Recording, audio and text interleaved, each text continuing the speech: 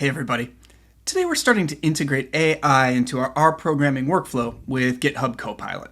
GitHub Copilot is a pair programmer, which means it'll give you autocomplete suggestions as you type right into RStudio. And a lot of times those suggestions will be pretty good, and even when they're not, it's often easier to edit code that has errors in it than to start from a blank slate.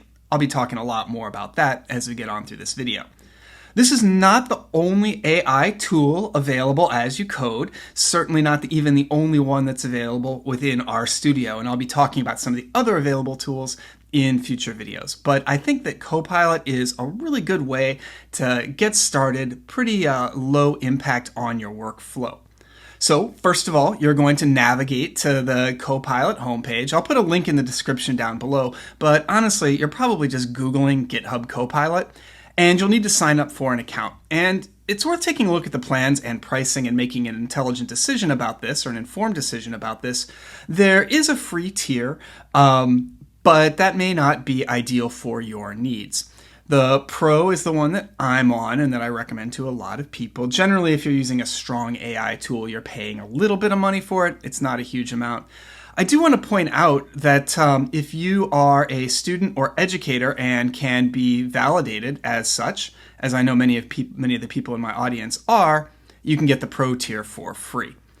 So after you sign up for that, you now need to register for it with RStudio, or I should say let RStudio know that you are registered for it.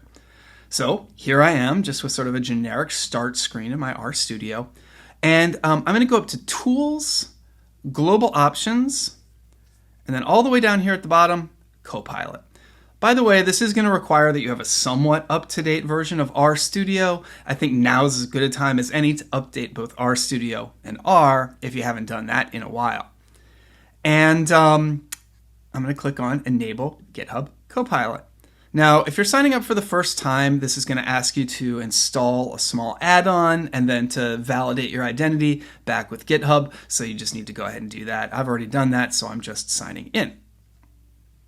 Now that Copilot is turned on, I'm going to start getting suggestions even before I type any new code. Right now, after loading Tidyverse, it's asking me it's suggesting to me that I should load the dataset, not even knowing what dataset it might be talking about. What we're seeing here is shadow text. It's kind of grayed out. So that's not actually in the document. If I were to hit save right now, it would not be there. If I want to accept the suggestion, I can hit tab and then it will actually be in the sort of regular typeface. And if I want to ignore it, I can just type other things. So for instance, I'm just going to hit enter and start typing something different. What I want to do right now is to use the penguins data set to get a scatter plot putting bill length on the x-axis, body mass on the y-axis, and I want it colored by species. So the penguins data set, familiar to most viewers, is now built in with base R, so if you have an updated version of R, you don't need to load it up with another package like model data or the Palmer Penguins package. So I'm going to do a ggplot, obviously, and as soon as I start typing, I'm going to get autocomplete suggestions, you can see. Now, at the beginning of the day, it thinks I should be using the mtcars dataset, which is not what I want. The way Copilot is working, sort of very, very broadly speaking, is it's looking at a database of sort of all the public repositories that are on GitHub to start with, probably lots of other things as well. And it's finding code that is both popular and similar to what we already have, either as a complete code chunk or just as a part. And that means that it makes sometimes really good guesses, but a lot of times they aren't exactly the thing that you'll be looking for unless you've provided a lot of good context. And I'll talk about providing context in a little while.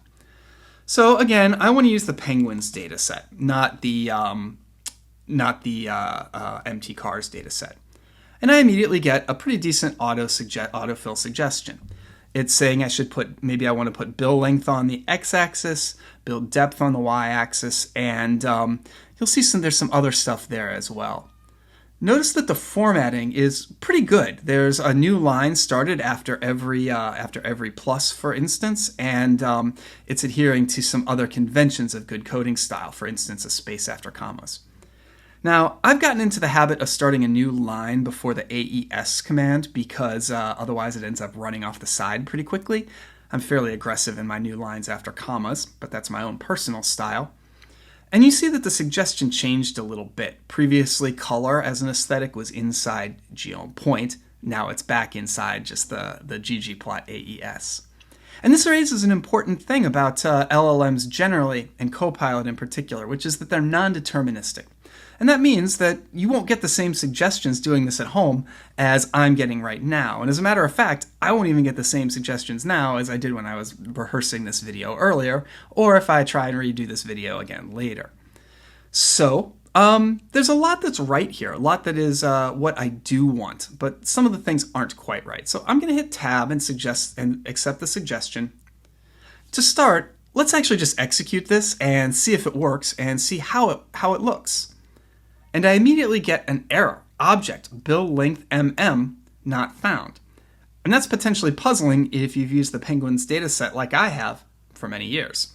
So let's just glimpse it to see what's going on here. Like, did we mess something up, or is there something different within the code? So the built-in Penguins dataset is not exactly identical to the Penguins dataset that you'll find in the model data package or the original Palmer Penguins package. You can see that what used to be called bill length is now called bill len, and bill depth is bill depth So we actually need to go back and change up some of this code. And this is actually a fairly common issue with Copilot and with any sort of LLM that you might be using, which is just that it doesn't necessarily have access to the most up-to-date versions of everything that you might be using. So, very common situation when you're using a paired programmer like this. You accept the autocomplete suggestion, then you go back and change it to make it look like and do exactly the things you want. So I want my y-axis to be body mass, which used to be called body mass G, and I will still leave my color to be species. Let's see if it works now. There we go. Okay, so that's good. We've got a functional scatter plot. I can zoom in on that to give you a better look. There's obviously still some problems. The y-axis is mislabeled. We can decide how to change up our legend title. For instance, I might want species capitalized over here. The title needs to be changed. I don't think I'm going to do all of that right now. You can clearly see how to do it. This is also lacking a lot of personalization. In particular, I'm well known for not liking the ggplot's default color palette because it's not colorblind friendly or particularly accessible generally. I usually switch to the dark 2 theme almost immediately.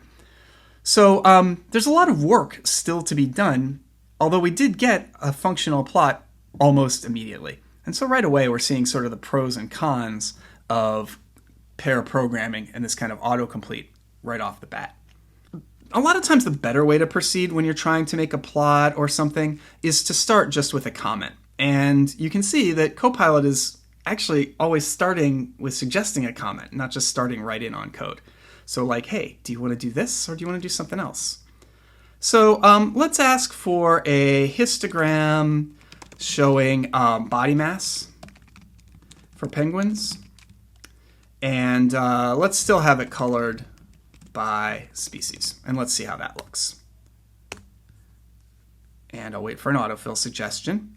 Let's just take a look at this. So it is suggesting a histogram. It's picking out what it thinks is a reasonable bin width, coloring it by species. It's put in a position argument. We'll have to see what that does. It can be a quick pop quiz on your ggplot skills if you remember what it does. But it looks like a reasonable chunk of code. I'll go ahead and accept that and then Command Enter to execute it. And let's zoom in on that. Okay, so I'm not in love with this. It's certainly not quite what I had in mind.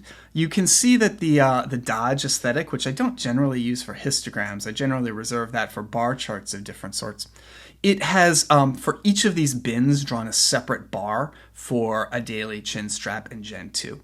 So you can still see the general distribution of body mass across the 3 different species. There's pros and cons to this, but it's, again, not my go-to. So this is another place where I want to go through and fix some of these things or change up some of these things. Now, when you're using these comments as your way of proceeding, it gives you an additional option when you have code that you're not totally happy with. So the first thing, of course, is you can just go into the code and manually adjust it as I was doing a little bit ago.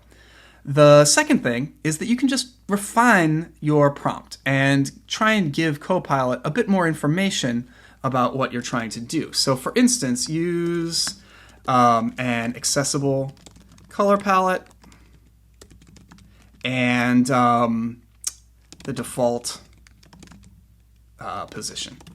So let's see how it does there. And let's go ahead and just delete this out and see what kind of autofill suggestion we get here. I'll go ahead and accept that, and let's just see what happens.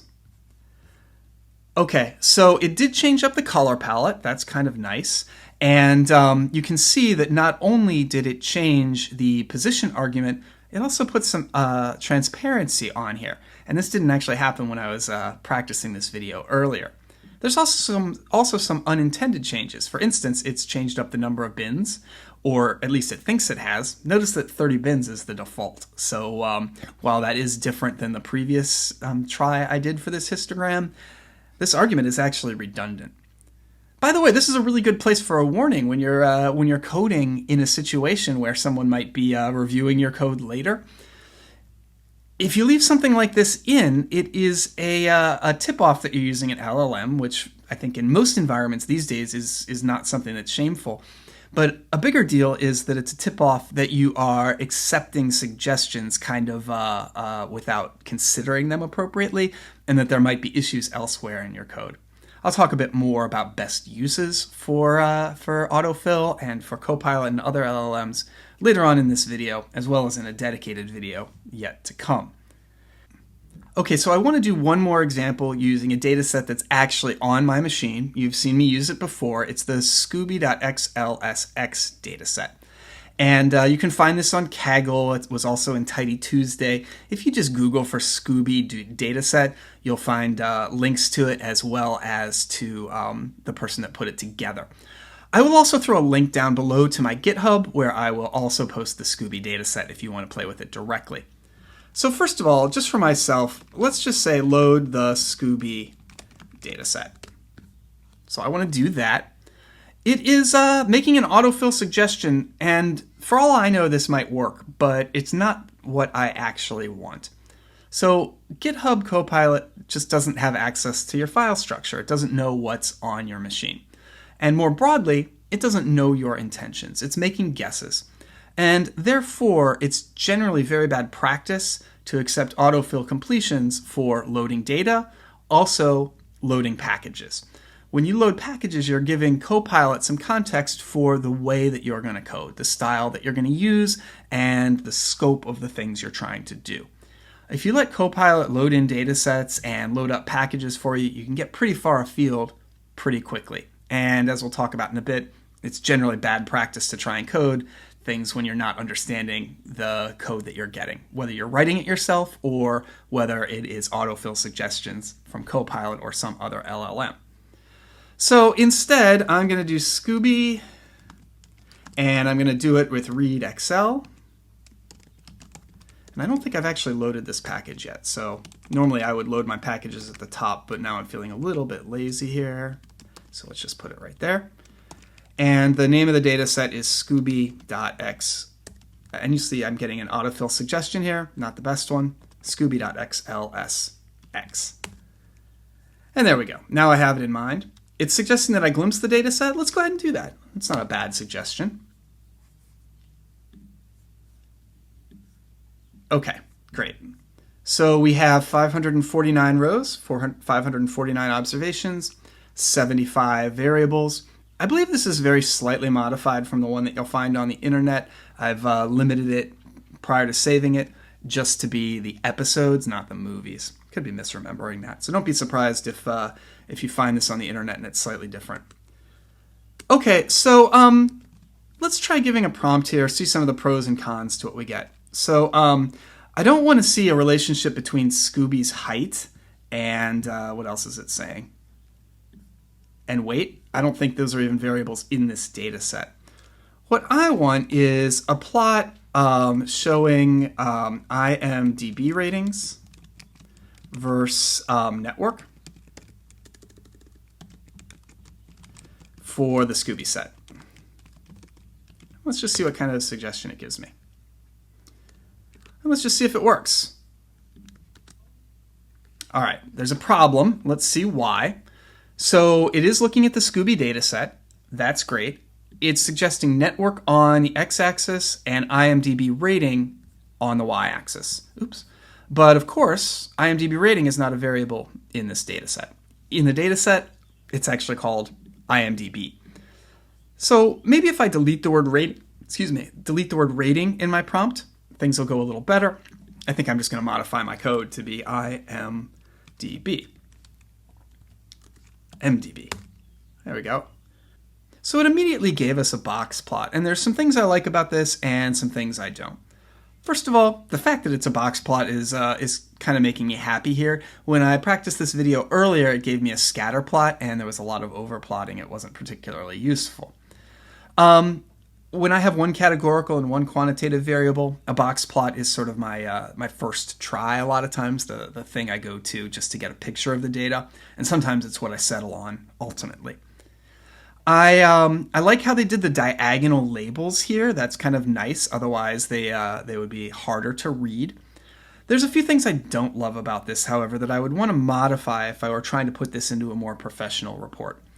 First of all, the network variable is labeled twice. So I can see that green is referring to ABC, both in the legend over here and on the horizontal axis. So I probably want to remove that.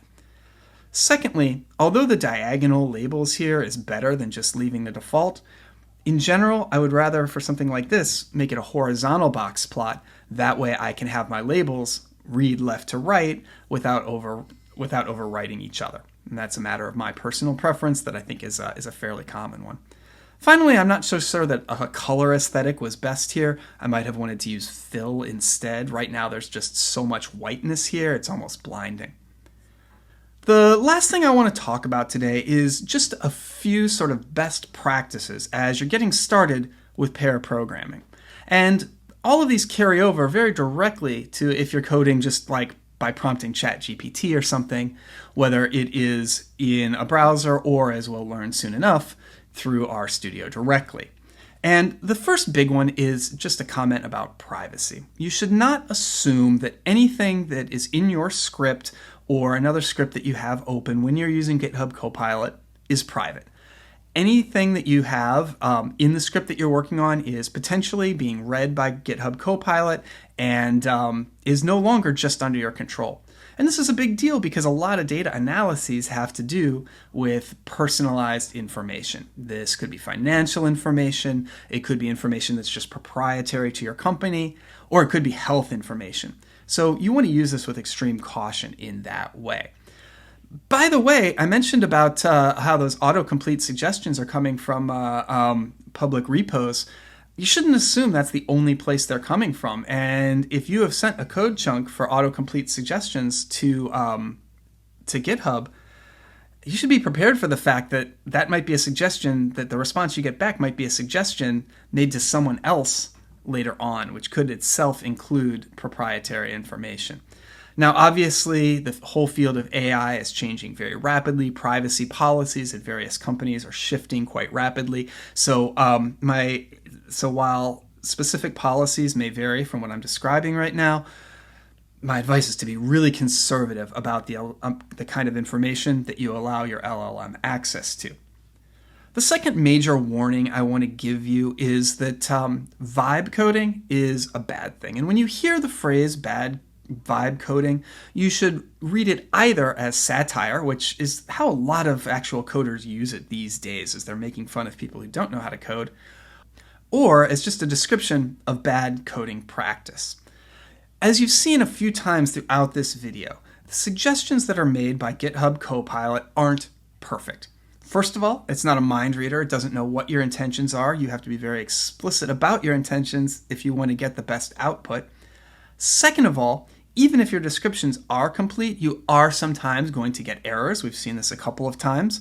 Even if the LLM is functioning perfectly well. I think this example with the penguins data set where the variable is now named billlen instead of bill length is a great one. You have to view this as a conversation. So you've made your suggestion, you've asked Copilot what it thinks you should be doing. You look at a suggestion, you read through it, you decide what's right and what's wrong. If you are blindly accepting autocomplete suggestions without looking at them, you're going to get into trouble sooner or later, either because you're going to be having second-rate code or just non-functional code, or because you're going to get something that isn't intended and that's going to make you look like an idiot to a client or supervisor or hiring manager. So just be very aware of that.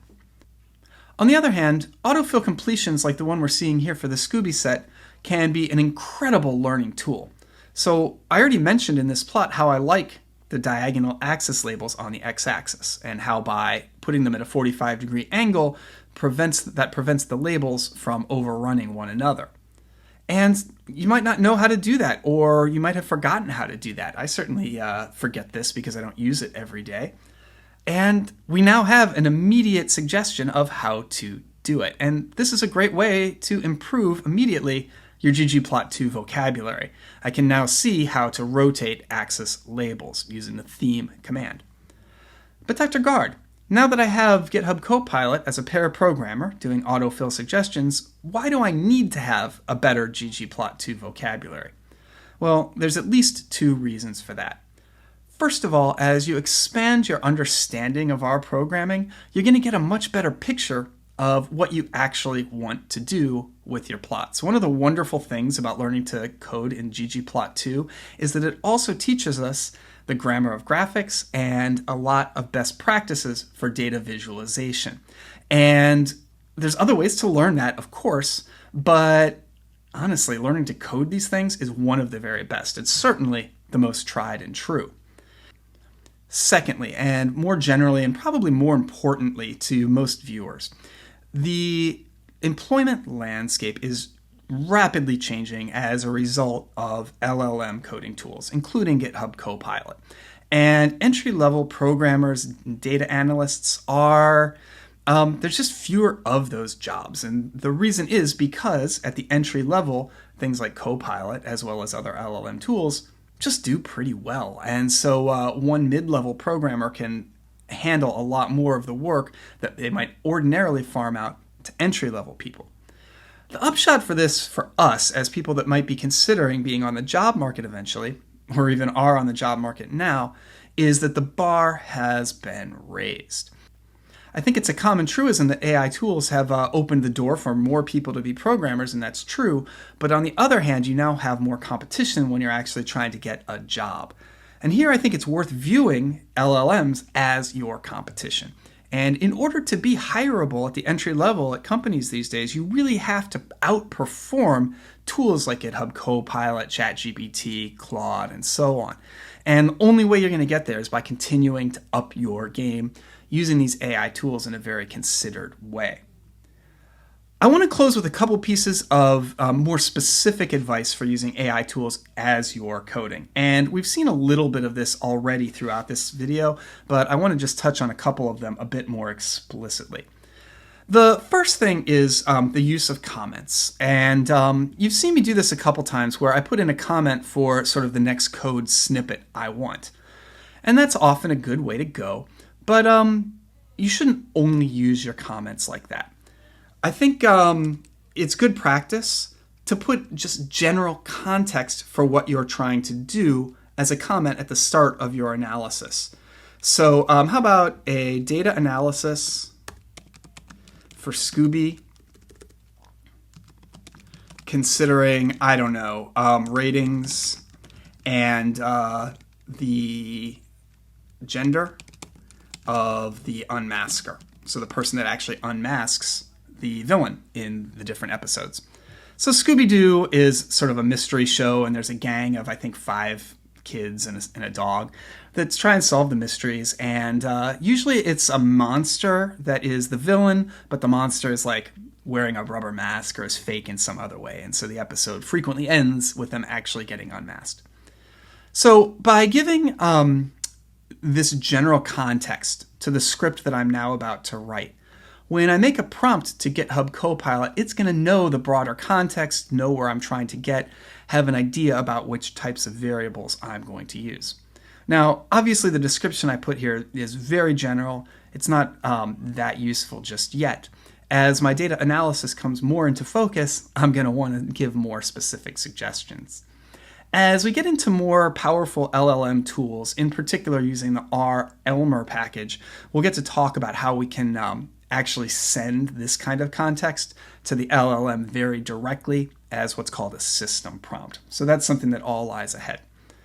Last thing that I want to say beyond comments is that when you are writing code in a script or a Quarto document and you are using a pair programmer like GitHub Copilot, descriptive variable names and failing that commented code in more complicated function calls and functions that you've written becomes more important. If you give a variable the name X, then GitHub Copilot is not going to do a very good job inferring what that variable actually represents. But if you call it, for instance, network, it's going to have an idea what that might mean. And this is a huge step forward in getting good autocomplete suggestions.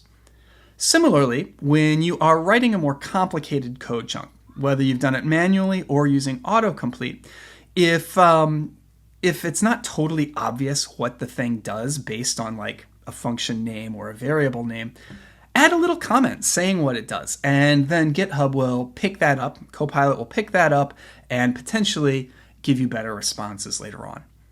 Okay, let's call it quits for today. This will be the start of a series on integrating AI into your R workflows. I'm looking forward to getting to some of these other issues that I've pointed at earlier in this vid.